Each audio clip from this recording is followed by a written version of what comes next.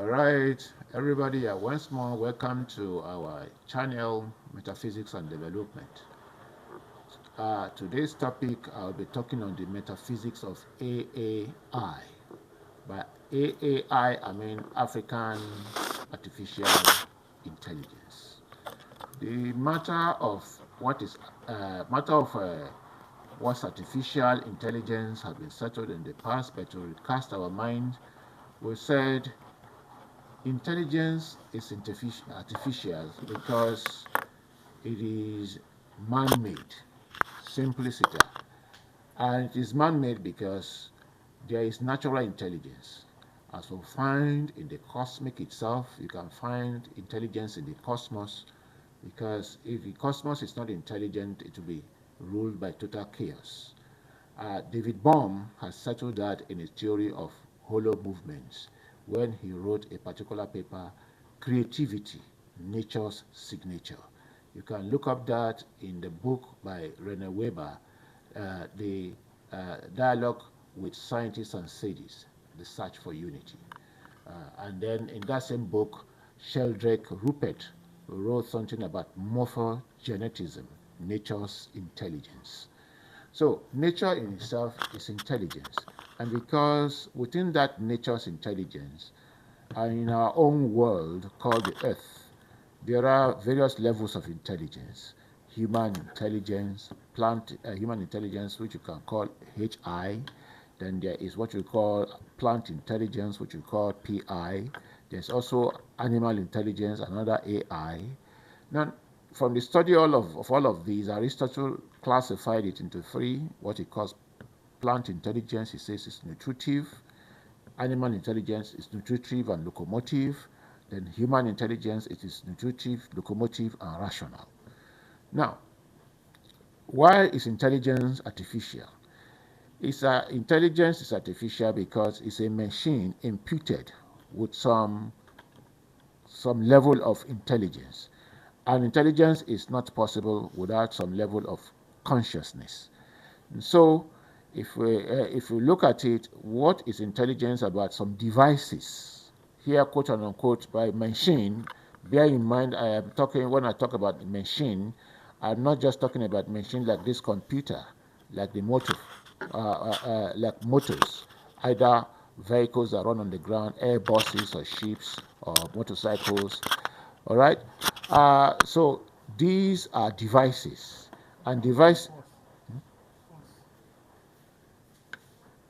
So, like I was saying, when I talk about artificial intelligence, I am talking about intelligence being imbued into some devices. These devices did not make themselves. Us human beings make them, and we make them to perform certain functions. Now, devices can be made without intelligence. And so when we make devices without intelligence, it means we are the intelligence behind the machine. Like go to hell or get to hell, which is a technological tool for plucking cocoa, pawpaw, and so on and so forth. Then it is bare. It has no intelligence. But if we manufacture it such that it can harvest on its own without the human being using it, we have put intelligence into it. Uh-huh. The same way, there were devices that have been made to aid human, and all these devices are made to aid human work, to reduce drudgery, to enhance our work, to make it easier for us. Now, some other civilizations in the past where our own technology stopped when we were cut off from our trajectory by colonization. So there were devices made in the agrarian age. These days we cancel them to what you call, we cancel them or demote them to the level of voodoo. But like I said, what you call a talisman or a charm, or what you call some what Igbos will call arose, which Yorubas call orisha, ebora, all those things. They are devices made to perform some functions, and they are imbued with intelligence such that they perform those functions without human beings aiding them. And if you think it's a lie, then you have to go and sit with those who are in that kind of world. And when they give you a device, you discover that that device works. Like if they have a device that warns you that bullet is coming, when the bullet is near, like about 1 minute or 2 minutes before bullet, it warns you. Once you are used to it and you shift, you discover that immediately you shift, bullet hits somewhere. There's a level of intelligence, because that level of intelligence is based on sensation, and sensation is part of it's a part of its intelligence anyway. So that's what I call African intelligence. Those devices our ancestors made to help them to monitor things that human beings were not there to monitor 247. Like they established a system known as panpsychism. And what is panpsychism? That's when you use animals and some other elements, like the path of thunder, uh, Akamalo, Amadioha, Shango, is a device used in monitoring for justice. And it monitors what human beings do behind others. Like you will go to a place and put poison for somebody, or bury it in the ground, or you do evil you thought nobody saw you. When they invoke those devices with some incantation, it will exactly go where you put the thing and bring the person who did and put it side by side. And then they will now bring another device called divination, Alpha, Ifa, or divine, and you say, yes, this is how it happened. They bring another device, either they use a calabash or mirror, and it will show you exactly how you went to a particular place, what you did there, what they gave to you, how you planted it, and how you entered your house. So that was our own traditional way of intelligence. We produce some mechanisms and devices for monitoring, for helping us to do certain things. So that's what I call intelligence. And those intelligence were built into certain material objects, which made it artificial. Because today, what we have done is that we have built intelligence into some machines, which are devices. The same way, African AI, African artificial intelligence, consisted in imbuing some certain level of intelligence in some material objects. All right, like a device that is meant to forewarn you of danger. That danger is ahead. Anytime you are going, the thing, it is planted in your heart. Your heart will vibrate, and it vibrates 3 times. Once you are wearing that necklace on you, it forewarns you. And by the time you stop to look at and you take another route, you discover some people were laying you on the road. Okay, so today too, we have moved on from that to producing some devices we plant in the orbit. But it does not nullify the other one, because the one out there in the orbit, if I don't have a device I'm wearing in my hand that connects with it, okay, or it can be interfered with. But if I'm wearing this other one, it takes somebody who knows it to demobilize it. So what I'm trying to say is that the matter of artificial intelligence did not start in our today world, but that I have dealt with in the past. And what I want to specifically talk about today is what I call the metaphysics of the AI, metaphysics of AAI. And the metaphysics of AI means metaphysics of African artificial intelligence. Now, I will approach it from my own cultural metaphysical purview, from which I have made extractions. Now, when you talk about metaphysics, metaphysics has various definitions. One of the definitions of metaphysics is the theory of reality. And reality means anything that exists, insofar as the human mind thinks about it. That means that the topic AAI is a reality that exists and existed and is still existing. Okay? Another definition of metaphysics is that it is the study of being. And to study being means we want to study the structure of the structures. That's what we want to do. what is the foundation of things. So, in other words, there is a foundation on which African AAI, which is the reality we are talking about, is anchored. Now, that's another angle of metaphysics. There's metaphysics that describes the power of transcendence, human transcendence, the ability of the human being, the structure of the human being to understand itself and understand the universe. Now, there are other dimensions of metaphysics, but the metaphysics I'm talking about now is a harmonization of the metaphysics of human transcendence and the metaphysics that talks about being and the metaphysics that talks about reality. Now, all of that are anchored on the metaphysics of human transcendence. To talk about the metaphysics of human transcendence is to talk about madu in Igbo, what Yorubas will call eniyan. Ginabo madu, kini eniyan. And so to talk about Ginabo madu, kini eniyan, I am going into the Igbo understanding of madu. And the reason I'm going there is to see whether we have the ability to invent, to create, to innovate. If we do we have the ability to understand the world we live in? Now, the Igbo understanding of Madu cannot be treated outside the understanding of Uwa, the environment.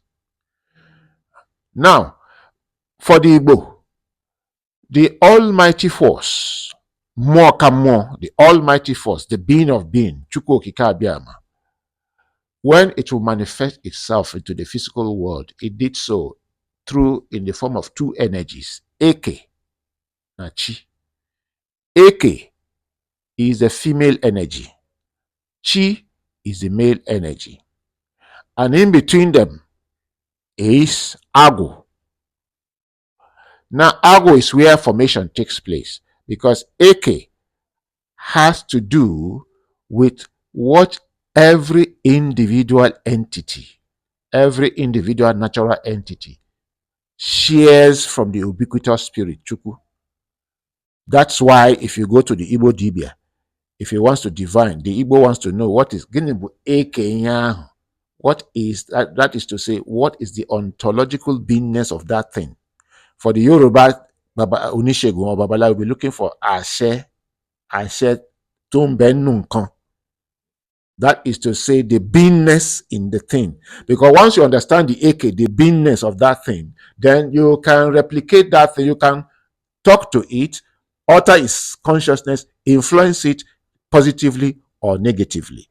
And that's the whole thing about Dibia, Awo. So you see that there's a structure. Now, the Igbo say Chi is about the human transcendentality, because Chi is about possibilities, the word of possibilities. Now, Ago is about the formation between Chi and Eke. So it's in Ago that formation takes place. That's why if you go to Yoruba mythology of creation, you discover that, or Yoruba spirituality, discover that Eshu is the medium between Olodumare and human beings, and is the agent of Ifa, divination. And that means formation is Eshu that will tell you what to do or what not to do. That is the formation. It's the one that brings whatever is said in the secret into the open. So now, that is to say, now this constitution, according to the Igbo, of Chukwu Okike Abiama, constitutes the ontological realm. Now, this ontological realm is replicated in every physical thing, beginning with the four elements that we see that constitute the earth. Eke, representing water. Ore, wind. Earth, Afo, earth. And then Unko, fire. Now, the Igbos say these are the four visible physical elements that we see in the world. And that is why the Igbo structure the totality of their activities on the 4 elements. And they structure the totality of their 4 elements by now making the 4 elements primarily arranging or anchoring our activities on the 4 elements of Eke Market Day, Ore Market Day, Afo Market Day, Nko Market Day. In actual fact, these are 4 primordial elements, which is why the Igbo say, Obochi do ano, ndoso n'ụbọchị dị asaa bụ ndụ nzuzu, that the primordial days are 4. Those who say there are 7 days are stupid people, because what we see in the visible world is 4. Then each one is now governed by the metaphysical realm of Eke, Agu, and Chi. So for the Igbo, the remaining 7 days, remaining 3 of the 7 days are in the metaphysical realm. Now, this constitution of our earth, you get it? You see that there is intelligence in it. That the 4 elements are not bare physical elements. They are both physical and metaphysical, in the sense that each of the elements has intelligence in it.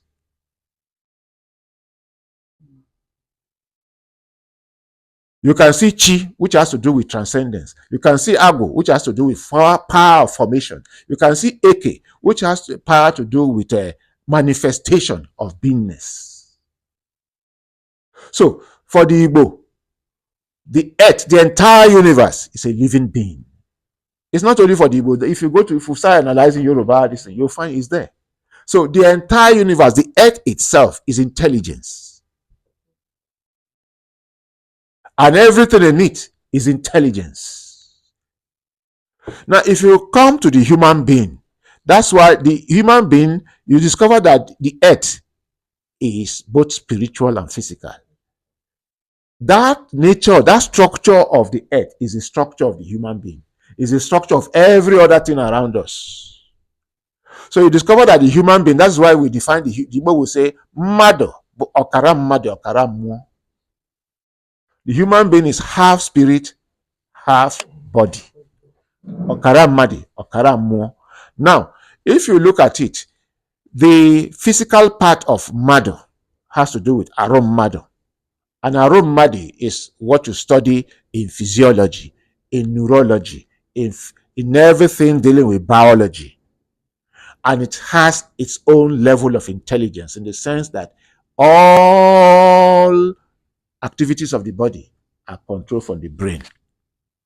All right. Then, if then the issue of the reason, understanding, and higher faculties of the mind belong to more matter. The both of them cooperating together produce what you call onwe, self. So the self is to the extent of the mind, because the mind consists both physical and non-physical. Because without this body, I would not be talking. If as pure spirit, if I'm talking, all of you will run away. But I need a body to express myself. So for us, mind is both physical and non-physical. And then there is what you call the faculty of Mfu. Mfu is the power of imagination, which for the Igbo is this fusion of the spiritual world and the human physical brain. So that spark that produces image is responsible for revelation, innovation. Now, the Igbo went ahead to say, of all entities, human being, Mado, is the most evolved and representing Chukwu Okike Abiamadi on earth, in the sense that it is the only one that is capable of behaving like Chukwu. And what is Chukwu? Ability to create, to bring order into disorder. Ability to create and uncreate, to make and mar, to create and destroy. We possess it. Not that we possess it, every other thing possesses it, instrumentality and causality. But beyond possessing it, we do it deliberately. Others do it instinctively. We do our own with the power of reason, knowing, consciousness. Now, so if we know this, that means for the Igbo, we are capable of behaving like the real creator. And like the real creator created the earth, we are capable of creating other things. So with it, you discover that what I call AAI is based on power of imagination. Bringing in life into things. How do I bring life into things? I take this pen now and I want this pen to be performing mystical things. What do? I begin to incantate on it what I want. Once I incantate on it, I bring hot things that have spirit, pour on it. When I pour on it, I pour blood on it. When am I pouring blood on it? The hemoglobin. What is hemoglobin carrying? Oxygen. What is oxygen? Carries life. And with that, I begin to incantate. Then this pen can begin to do things that you suppose you cannot do. You get it? Then I can go beyond that to actually say, okay, how do I write? I make ink. Then I now you bring a feather of a fowl. When I touch ink, I write. I will get to the level of packaging it like this. We are moving. Then we get to a level that we can now put intelligence into this biro. This biro is bare. We have to use it. We can input intelligence that I am writing, but it's recording what you do not know. And I engage you. I can use it to implicate anybody. I engage you. Then when I engage you, you say what you are not supposed to do. I begin to use it to lobby and blackmail you. I have put intelligence into it. So that is what Igbo says. So for the Igbo, intelligence can be approached from two perspectives, the materialistic perspective and the metaphysical perspective. Now, when we join the two, today's AI that we know is based on orthodox science, and it is the expert, or what I call material world. And I'm saying that if we also explore our own AI that deals with the power of imagination, we can go beyond producing AI that behaves or operates at the level of sensation and perception. Because if you look at today's AI, it's operating at the physical level of sensation and perception, sensing the world and reporting it, coding it and reporting back to us. We cannot use it. It is difficult for us to now begin to use it like Ifa, Alpha, that can tell us things that will happen in future, 10 years to come, 100 years to come. And so when we explore the background of our own AI, we will add some other things and now make today's AI our own. If we do so, like I always end up summarizing, we will produce what will baffle the world. Thank you. Thank you very much. I say Odogu Prof. The topic is really exciting and is thought-provoking. And Prof, we're talking this issue of African artificial intelligence. I think the general discourse is all about intelligence. Now, unlike when we are doing philosophy, say this is African philosophy, this is Western philosophy.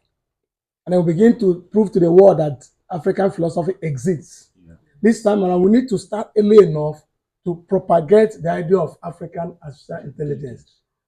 But then within the African setting that Prof just printed, and I'm saying it not just because I was looking at it as infra-human intelligence. But from what I gained from what Prof has presented, I'm seeing it as being a sort of suprahuman, not infra-human intelligence, is even assuming a suprahuman altitude. Now, we still need to come back to reconceptualizing the idea of intelligence, seeing it as, I would like to see it as non-human intelligence. But when you say artificial, it does not really capture it. So intelligence that is not human, this is non-human intelligence. Because look at it from the point of view of CCTV, for example, we spoke about. There's the traditional one that said maybe something happened, that will bring it, seeing how the person climbed the fence, broke into the house, and took whatever was there. Yeah. It's through intelligence that is non-human, that you're able to see what happened in the past. Not like through the technological CCTV, you play it back, it shows you that. But when we look at in the medical, when you want to remove fibroid from a woman, for example, then we still need to question why they say fibroid exists in the womb of African women, not in the womb of Western women. I don't really understand that. But I think that's beyond the scope of this discussion. But when we look at the issue of to remove fibroid, you undergo surgical operation to remove fibroid. And sometimes they say they give you something you drink and it goes out. But recently, I think just like put infusing intelligence in an object and it begins to do that work, they bring something like chalk, insert it into the woman, and that takes like 7 days. It goes and brings out that fibroid in the woman, and you see it coming out. You see it coming, the fibroid coming out. So what kind of intelligence? That's something like a chalk, a stick of chalk, or what do you call it? You insert it into the woman. It goes in there, bringing out that fibroid, dissolves it, and brings it out. And so, what kind of intelligence is in that? That the people, local people insert, and it does the same, they perform the same operation that they need to dissect the woman and bring out. Yeah. So it becomes difficult to really, you know, separate the idea of let me say the non-human intelligence from what they call artificial intelligence, and that which I don't see as the right concept. So, Prof, we also come to the issue of you mentioned chi and the eke in Igbo cosmology. Then the eke is the female energy. Then chi is the male energy. Then when they talk about chineke, is it a combination of the two? Yes. When it was say chineke, is it that the two energies are coming together? Yes, just chi and eke. That's the chi and eke make the concept of chineke. Which is the chineke is actually the man. It's the Christians trying to look for the Igbo equivalence of God. Okay, then the four market days, which are the 4 days in Igbo calendar, that Eke, Ore, Afo. So they also assume ontological significance. When you talk the 3 remaining days that, like in the Roman calendar, we talk about 7 days, the Eke, Algo, and the Chi. Yeah. So there's physical, then the 4 is physical, 3 is non-physical, and they work in harmony. Yes, but they work in harmony because for the as it is for every typical Black African, the thing there is that for them, spirit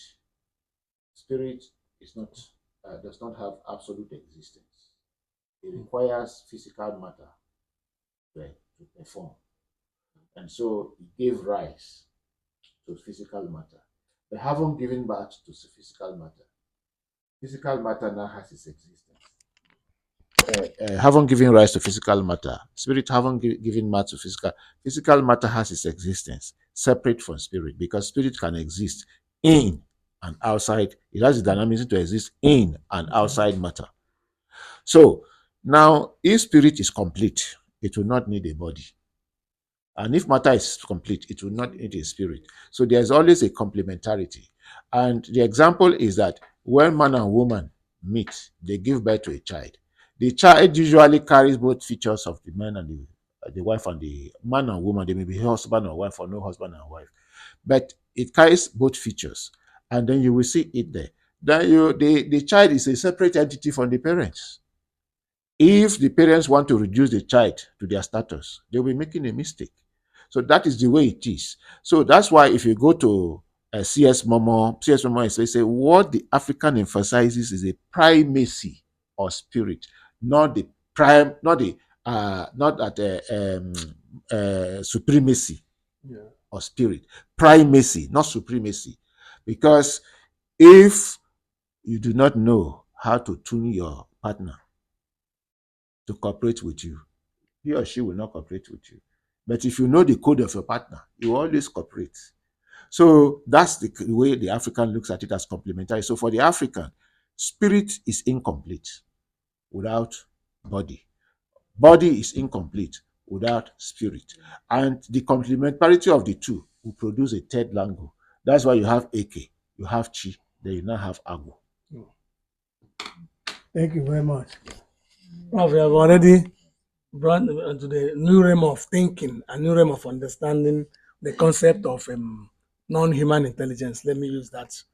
So, Dara, you want to continue? Yes, sir, my question has to do with what Professor Moyo Oyekeji said regarding Ifatuntun. Yes, he actually propounded Ifatuntun, a theory known as Ifatuntun. And in it, he says that there is no more any need to use plasma, animal plasma, for divination. That divination, he agrees with exactly what you said concerning African artificial intelligence, and says that it is feasible without the use of animal plasma. But the argument on that from those that do not agree with him is that there is no way Ifa Tuntun can exist without animal plasma. How can we get the truth out of that? Well, you see, no matter what you say, the primordial beginnings will be there. What Imre Lakatosh calls hardcore. The Ifatoto is what I am doing when I took out from Alpha divination, Ifa divination. I took out integrative metaphysics. To do integrative metaphysics, you don't need to do blood. It's an open academic discourse. From it, I took out phenomenology of life force, which deals with the logic and the epistemology of the metaphysics. And it is the divination process that I am discussing the logic of how it works, which I call hermeneutic complementary logic. Then hermeneutic complementary epistemology. The three of them form the anchor for what I call motherhood earth ethic. It's still a far, because I remember when I went for the initiation, and they told me, in the first initiation I went for was in Yoruba land, and they told me, say, ògbóǹtarìgì awo ni ẹ́, ṣùgbọ́n kì í ṣe báwa ṣe ń ṣe ifá nìwọ ṣe máa ṣe tiẹ̀. Àwọn èèyàn tún máa béèrè pé ṣé ifá sì ni. That's to say I am a great dibia, but that it's not the way they are doing their own that I'm going to do their own. That I did not come to learn Ifa divination so I'll be divining for people. That I came to learn Ifa divination so that I will take it to another level. And people will be asking, is this still Ifa? So that was why when my first student on this journey, Shotunde Ayodele Olalekan, when he was to present his proposal, the title was The Nature of Spirit in Hegel's Idealism and the Ifa Literary Corpus. People are saying that they are saying, he's going to talk about spirit. Spirit is this, spirit is that. Now, Dr. Mrs. Kinde Auntie came and said, you people should not bring voodoo here. But when AY now presented his proposal, I told AY, I said, don't worry, my spirit will means mind. We want to tease out mind in Ifa. Because if you don't know mind, if you have not treated the concept of mind in anything, that thing has no direction. So if you read, my problem is that when I went for initiation, when they are quoting Ifa, Alpha, all those things, where is the mind? If you ask Babala, where is the mind? Which determines the consciousness? They don't know it. So where is the Ifa you are doing? So they just think Ifa to be Eja, where when you bring the opele, put it inside the blood of your Ifa this thing, so that it can be accurate. And I told them those things are not Ifa. And then Ifa is devices. I said those things you can use the poetry verse you use for Ijogbe. You can actually use it for Ofun. And the answer told me when they do your initiation, you're a leader that this thing, the Odu that gave birth to you, that is absolute. I say it's not absolute. And why I say it's not absolute was that I went to one woman in Ikorodu. She looked at me and said, Iwo, Ojimeji ló bí ẹ, Ojimeji ló bí ẹ. When I went to another place, he said, Oji Ọ̀sán ló bí ẹ. And I went to another place. They told me another. And I told him, all those things you are there, how accurate is it? It's not accurate. Ifa is not those things. Ifa is about transcendentality of the mind. When I told you, I said, ọmọ Igbo dé, ó fẹ́ bàjẹ́ Ifá jẹ́ fún wa. But when you meet people like Wande Abimbola and Bumuele Bibon, ẹ̀yin ọmọ yẹn ẹ mà gbé Ifá mi. That you swallow the Ifá. Ifa is not all those things they are doing. It's about transcendentality of the mind. And until we define the question of mind in Ifa, we are just floating. So that's Ifa Tonto that you're talking about. Yes, like I have just analyzed, That's one angle of it. We exhume things from it, which is why I disagree with Mama Oluwole when you say you can redefine the book. I say, no, you have to go and take initiation and exhume your own, because the one you are reading in the book is somebody's own mind.